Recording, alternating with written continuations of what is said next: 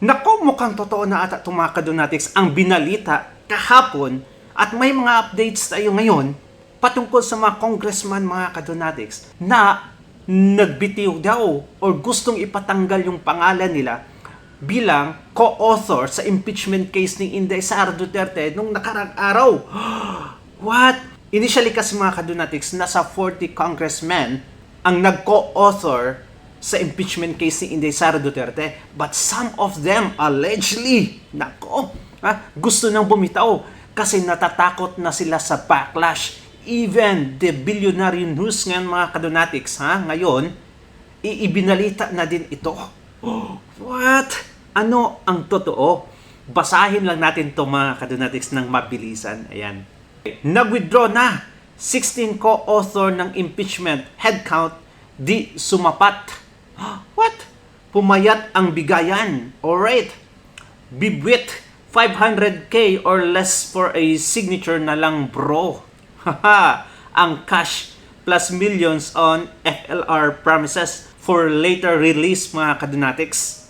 Me from millions in 2025. Okay. In 2025 kasi, ang laki ng bigayan, mga kadonatics. There were around 150 million mga kadonatics, pag pipirma ka lang sa impeachment case. Ngayon 500,000 na lang. Isa kaya ito sa mga dahilan, mga kadonatics, kung bakit nagsipag-atrasan na sila. May mga nagsasabi ngayon, mga kadonatics, na mahihirapan na silang kumuha ng 106 or 1/3 mga vote, mga kadonatics, sa Kamara. What the hook is going on? Okay. Alright, basahin lang natin na mabilisan yung caption dito, mga kadonatics. Alright?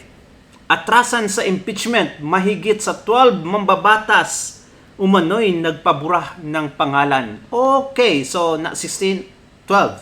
Ano kaya ang totoo? Ito, 1 hour ago, mga kadonatics, may kumakalat na ulat mula sa ilang political sources na nagsasabing may mga miyembro ng House of Representatives na unti-unti umanong umatras sa draft resolution na sumusuporta sa impeachment ni Vice President Sara Duterte. Ayon sa naturang ulat, hindi bababa sa 12 mambabatas ang nag-request na alisin ang kanilang pangalan bilang co-author matapos umanong muling timbangin ang posibleng epekto ng kanilang paglagda. Okay! Alright. Okay, sa unang tala, tinatayang lampas 40 kongresista ang nakapaloob bilang may akda ng naturang resolusyon. Ngunit habang lumalalim ang diskusyon at umiinit ang usapin, napansin ang pagbawas sa listahan ng mga sumusuporta at ilan sa mga dahilan na binabanggit sa mga ulat ay ang pangamba sa political backlash. Pressure mula sa iba't ibang panig at ang masusing pagrepaso sa implikasyon ng impeachment sa kasalukuyang sitwasyon ng bansa. Hala kayo. May mga pahayag din na lumulutang na na may ilang pangalan na naisama umano sa listahan kahit wala pang malinaw na kumpirmasyon mula sa mismong mga kinauukulan. Sa isang bagay na nagdulot ng mas malaking pag-iingat sa hanay ng mga mababatas. Ngayon pa kayo magsiatrasan? Ngayon pa mag-release kayo ng statement na ganyan? No way. There's no chance for you, mga kadonatics. No chance for these members who co-authored. Kahit pa burahin yung pangalan nila, mga kadonatics, wala nang chance para sa kanila. There's only one chance and they wasted it. Sa kabila nito, wala pong opisyal na kompletong listahan na inilabas kung sino-sino ang mga umatras. So, based sa reporting talaga, mga kadonatics, ay meron na talagang mga congressmen. Hindi to lalabas yung usok na to, mga kadonatics, because this is just a smoke kung walang apoy, kung walang nangyaring ganito, mga kadonatics. Kaya, at patuloy na sinusubaybayan ng publiko ang magiging galaw ng Kamara sa mga susunod na araw. Ang usapin ay nanatiling sensitibo lalo na may direktang epekto ito sa balanse ng kapangyarihan at pananaw ng publiko sa kasalukuyang administrasyon. Patay kayo. Samantala, may komento namang ibinahagi si Adrian Pascual na umiikot ngayon online kung saan anya bibwit 500k or less signature na lang bro ang cash plus millions on FLR premises. Okay, for later release na budget, me from millions to 2012. Ang naturang pahayag ay hindi beripikado at nanatiling opinyon na umikot sa social media, ngunit lalo nitong pinaigting ang diskusyon at mga tanong ng publiko hinggil sa tunay na nangyari sa likod ng mga galaw sa impeachment. Mga kadonatics, kung ito ay binalita ni Adrian Pascual, itong mamang to, ayan, kung siya ang nagbalita nitong mga kadonatics, tapos hindi beripikado, it's going to be a fake news. At alam naman natin mga kadonatics, ang nangyayari ngayon, hinahabol na nila lahat.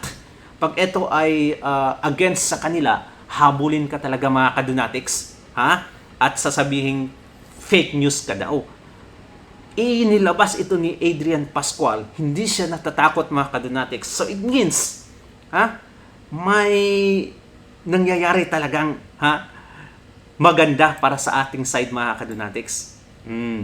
At ito naman ay inireport ng yung INC mga kadonatics, nagbigay din ng statement patungkol sa impeachment case kay Inday Sara Duterte. Ito, ang Billionaire News mga kadonatics, nireport din itong nangyayari ngayon na nag-atrasan yung mga congressmen. Ito, panoorin natin. Some House lawmakers are reportedly withdrawing their names from a draft resolution supporting the impeachment of Vice President Sara Duterte. This comes just days after the House Justice Committee voted unanimously to find probable cause to impeach her. Ahead of the resumption of session on May 4, a draft resolution has allegedly been circulating among lawmakers. A report by Politico said more than 40 lawmakers led by House Justice Committee Chairman and Batangas Representative Jerby Luistro were initially listed as authors. However, Anis Cooper claims that number is now rapidly shrinking. The House is set to vote on the impeachment on May 11.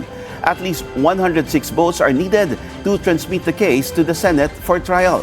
Earlier reports also said House Majority Leader Sandro Marcos had been informally reaching out to colleagues to gauge support, seen as a real-time headcount ahead of the crucial vote. Alright. Nako, ito na talaga mga kadonatics.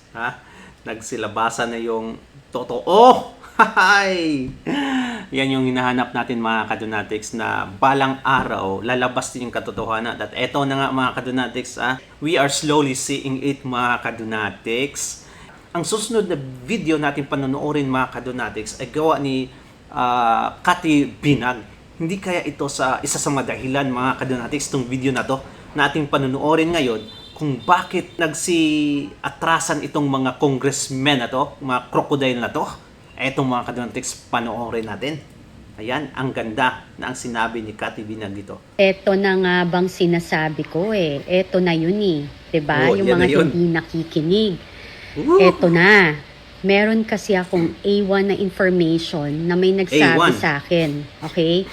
Na dahil sa kagustuhan ng INC na ang prioridad natin or ng mga leaders natin is kapakanan ng bayan at mga taong naghihirap. 'Di ba? Against sila sa impeachment. Whether si BP Sara or si BBM ang i-impeach, ayaw nilang ma-impeach pareho.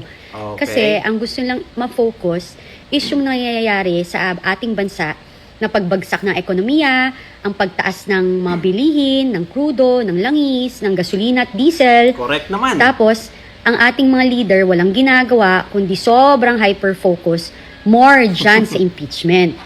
Ang balita ko, dyan sa HOR at sa Senate, kung sino man ang bobotong yes for impeachment ay magiging blacklisted na. What the heck? Blacklisted mga kadonatics, it means, blacklisted ka talaga. Hindi na maaaring magbigyan ng tsansa mga kadonatics pag blacklisted na. Sa INC. Ayan na, tingnan nyo na lang. Tingnan natin. May nagsabi lang sa akin na yan daw ang mangyayari. Blacklisted. Kung yung nakaraan, di ba parang napansin nyo, kahit yung may mga bumotong iba, pinatawad pa rin. Parang pinagbigyan ng eleksyon. Okay. This time, sa inyo dyan, sa House of Representatives at saka sa Senate, Patay. tingnan nyo na lang. Kasi ang balita ko, kahit sa pang-apat na salin lahi ninyo, yung apo ng apo nyo, yung anak ninyo, ay hindi na Generation. susuportahan o hindi man lang makakatungtong na sa kanilang lugar. Dahil sila ay nakikiusap pero ayaw nyong pakinggan dahil nakita nila na ang prioridad ninyo ay mamulitika kesa ang prioridad ninyo ay ang para sa bayan. So nasa sa inyo na yan. Tingnan nyo na lang. Tingnan na lang natin kung ano mangyari. Nasa sa inyo kung you will risk it. 'Di ba? Nasa inyo na yan. Kung gusto nyong hamunin, 'di ba? Nag-announce naman simula January nag-rally hanggang nung nakaraan lang may 3 days din silang rally supposedly. Hindi pa rin kayo nakikinig. So ayan, sabi nung aking informante na A1 na mukha, hindi legit. mukha na talagang this time lahat kayo na boboto ng yes dyan, wala nang tsansa. Blacklisted to the core. Kasi you don't listen to the call ng mga tao, yung mga panawagan ng mamamayang Pilipino na ibaba ang kuryente, ibaba ang bilihin, ibaba tanggalin ng tax, pagaanin ang buhay, pero kayo busy kayo dyan lahat kung paano pabagsakin si BP Sara. Ayaw niyong makinig. So ngayon, sila, nakita siguro ng INC na ang prioridad ninyo is mamulitika, hindi ang para sa bayan at para sa sambayan ng Pilipino. So you don't deserve their support. Yun lang naman yung akin, yun ang analyze ko na feeling ko, nakita nila yon. Kasi ang tagal na nilang pinagbibigyan kayo dyan So yan nasa sa inyo na yan. Tingnan ninyo, napaka-consistent ng INC. Nakikiusap sila, never silang nakisali sa politika. Kayong mga politician ang lumalapit sa kanila. So ngayon, kayo dyan, hindi nakikinig. Good luck. Blacklisted kayo simula sa kaapo-apuhan nyo sa anak ng apo nyo. Patay. So, lifetime na yan. Kung akala nyo, huwag kayo masyadong confident at patatawarin kayo, hindi po. Wala nang ganun.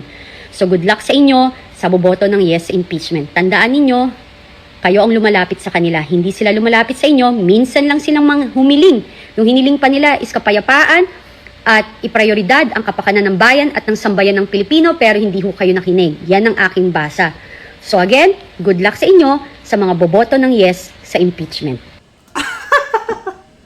At alam naman natin itong mga congressmen, mga kadonatics, at in general, mga politiko, takot na takot sila sa ganitong mga pagbabanta, mga kadonatics, na mawala yung suporta sa'yo.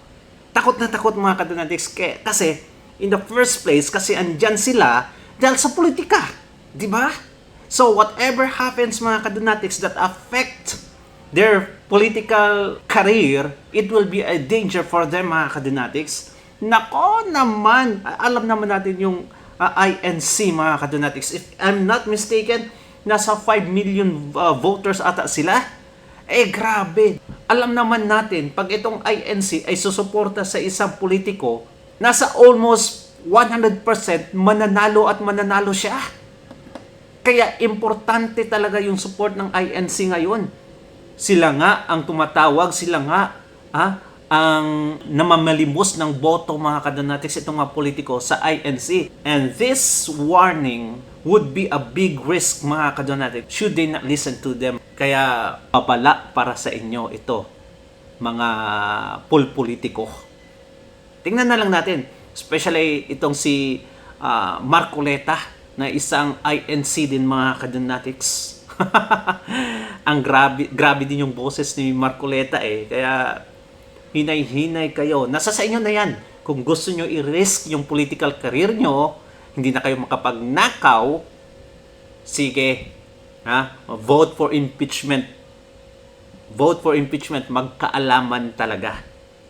Thank you so much, mga kadonatics, and comment down below at babasahin natin yan. Don't forget to like and subscribe. Thank you and God bless you. Ingat palagi. Bye-bye.